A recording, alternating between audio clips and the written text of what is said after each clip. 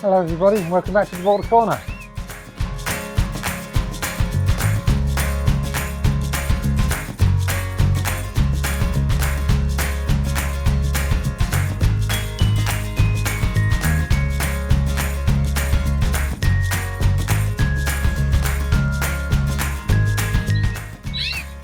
First of all, I just want to say a massive thank you to a lot of people. I was obviously a bit down in the doldrums last week. I'd had quite a lot of abuse on social media from various places, and it kind of got me down a little bit. And I think that came over on the video quite clearly because I've had so many people send me goodwill messages and telling me to keep my chin up, and that's been brilliant. So thank you so much, everybody. I really appreciate it. I'm feeling much better now. I'll put that to one side. If they want to carry on and get their kicks out, that's fine. But I just wanted to make sure that you guys are still happy with the videos, and it seems that you are. So that's all I'm going to say about that. Just, massive thanks, everybody. So there's not really too much to put in today's video. It's quite quiet at this time of year, I think, generally. Starting to build the birds up with their condition. I think it's quite weird how there's a difference between the cocks and hens. And I've had to try and time the video today for when the cocks are actually quiet, because the amount of noise that they're making now most of the time is incredible. So I'm quite pleased they're a little bit on the quiet side at the moment, so I can actually talk and you can hear me. So that's, the hens in the aviary, they're quiet as well. They're still a bit grumpy. It's weird. When you do the front line and you trim the vents and tails and claws and so on, it really seems to knock them back a little bit. I can understand it. If I'm honest, it's not something that I think we'd all want to be at the front of the queue for. But yeah, it does seem to knock them all back a little bit. So just before I did it last week, there was quite a lot of already of the hens picking up scraps of paper and carrying, if they found a feather, they might carry it around. I put a short on, didn't I, last week, of a hen carrying some ripped paper. And there's been nothing all week, nothing at all. They've been grumpy. They're sitting on their perches, probably feeling pretty undignified. But yeah, so there's not a huge amount really. Just a quick look at the 3-part dark cock bird. So he's the one that won the 3 shows for me last year. So he's a key bird for this year. Now I see what he's grown into.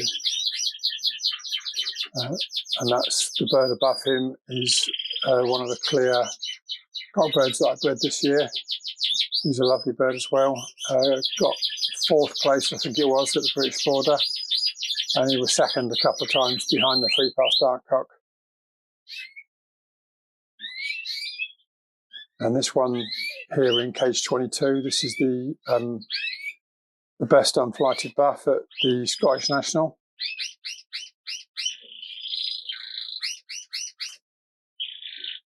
And then we come back round to the clear yellow cock, which is the best bird that I bought in last year. He's the one that really raised the quality of the birds in the bird room. So hoping that he can, him and the 3-part dark cock, I think, are going to be key this year.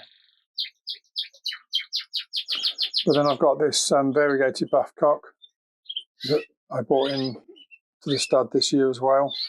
He's a lovely bird. So he's, I'm kind of a bit spoiled really with the birds and the cock birds that I'll be using in the breeding plans for this year. So I did a Can You Guess the New Bird clip. So I didn't have anybody get it right this time. So let's pop on this clip now and you can see what the new birds are.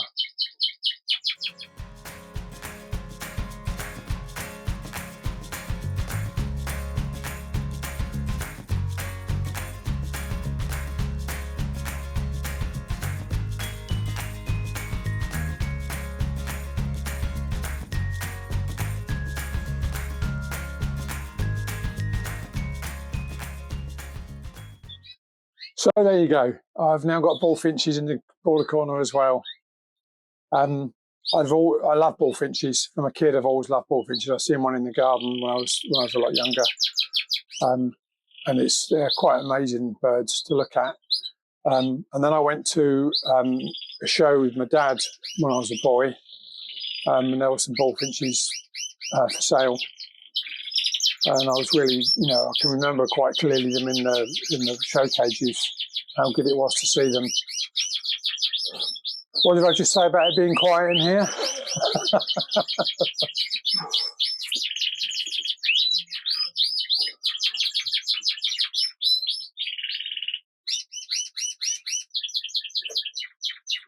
Have you finished? Yeah, so I remember seeing them with my dad, and then I went to buy some grass parakeets from Newark. Probably about 20 years ago. And went with one of my sons.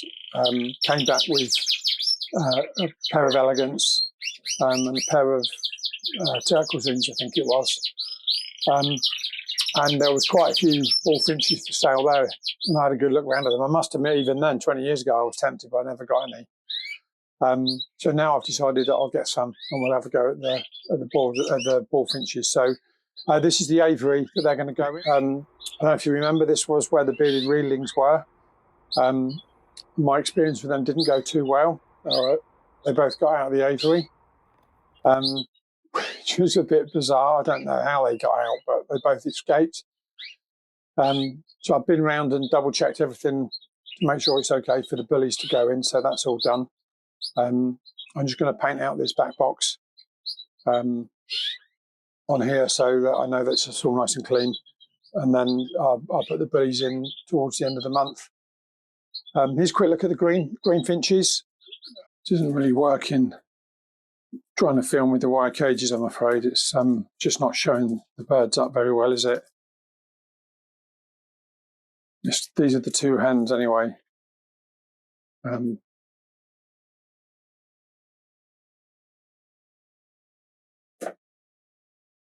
I just topped up their food, so they're having a dig about. They're on pretty bland diets at the moment. They just get the like normal greenfinch seed. I'm giving them green food once a week. They don't seem to be that bothered with it, to be honest. And then they get egg food with the. I'm using the Versilaga British finch, European finch egg food to go in with that mix. And they're having that once a week as well. But other than that, it's pretty bland at the moment for these guys. One of the things I've been told is that you need to make sure they don't get fat, because if they get fat, they become lazy and they can't breed, or rather they won't breed. So I need to get them out of these cages as soon as I can and into the aviary. So I don't think that would be too much longer. I'll make some progress with that with any luck, and in the next sort of week, 2 weeks, I might have that finished, so then we can look at changing these around a little bit. I need to do some research to see whether I can put them all together now. It'd be good to have some feedback from you Greenfinch guys that know a lot more than me. Can I put all 4 of these in one aviary together? I've read that some people have done this.